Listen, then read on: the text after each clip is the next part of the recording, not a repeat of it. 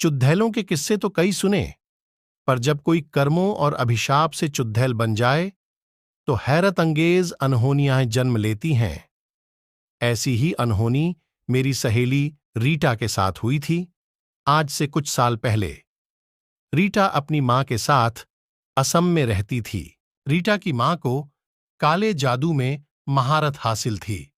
उसकी मां लोगों पर काला जादू करती और ज्यादातर मार भी डाला करती। हर अमावस की रात को रीटा की मां जंगल में एक जगह बनाकर अपने काले जादू को अंजाम देती थी। कभी जानवरों की बलि देती तो कभी लोगों और बच्चों की।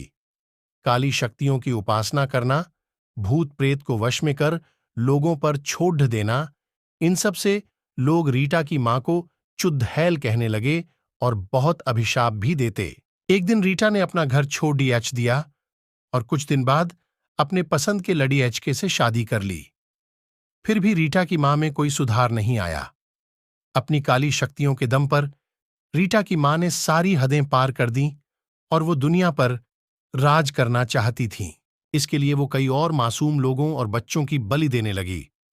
भगवान का भी कोई डर नहीं था और किसी भी धार्मिक स्थल में नहीं जाती। कोई भी रीटा की मां से संपर्क नहीं रखता और वो बिल्कुल अकेली पड्डीडीडीएच गई। कई सालों तक रीटा की मां अपनी काली शक्तियों को लोगों पर आजमाती रही। वो बेलगाम होकर काले जादू से जो चाहती हासिल करती, लेकिन बुराई का अंत एक दिन हो ही जाता है। रीटा की मां शायद भगवान के न्याय और कर्मों के फल का मतलब भूल चुकी थी। रीटा की मां अचानक बहुत बीमार हो गई। उसे लकवा मार गया। इस बार उसका काला जादू भी नाकाम रहा और उसका ख्याल रखने वाला भी कोई नहीं था। डॉक्टर के इलाज शुरू करने से पहले ही उसका हाल और भी खराब हो गया। जितनी भी आत्माएं और भूत प्रेत को उसने अपने वश में किया था, वह सारी काली शक्तियां उस पर ही भारी पडीडीएच गई। जितने भी मासूम लोगों और बच्चों की बलि उसने दी थी, उन सब की आत्मा अब रीटा की मां के शरीर को नोचने लगी थी। धीरे धीरे उसके शरीर में कीधे पड्डीएच गए।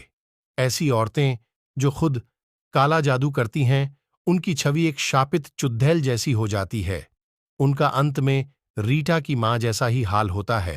किसी भी डॉक्टर ने रीटा की मां का इलाज करने से मना कर दिया।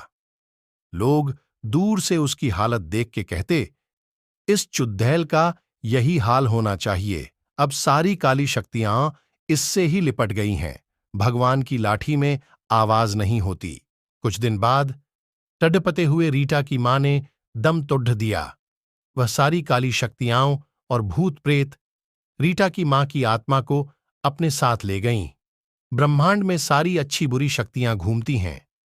काला जादू करने वालों को अंत में यही काली शक्तियां घेर लेती हैं, क्योंकि कुदरत के अपने नियम हैं इंसाफ करने के।